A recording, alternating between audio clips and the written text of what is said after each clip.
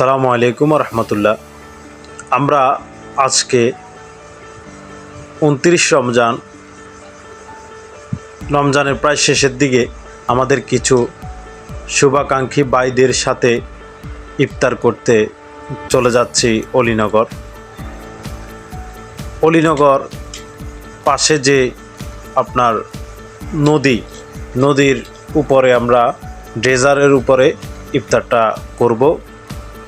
এলাকা থেকে কিছু ছোট ভাইরা সহ আমরা কাজ করে এটি শুরু করেছি।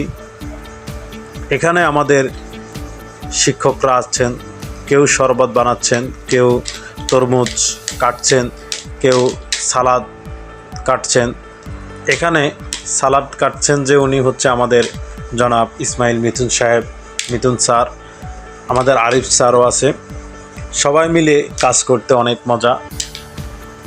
এবং এক পাশে কিছু ছোট ভাই এই যে বুট, মুড়ি, পেঁয়াজু, বেগুনে এগুলো ভেঙে মিশ্রিত করছেন।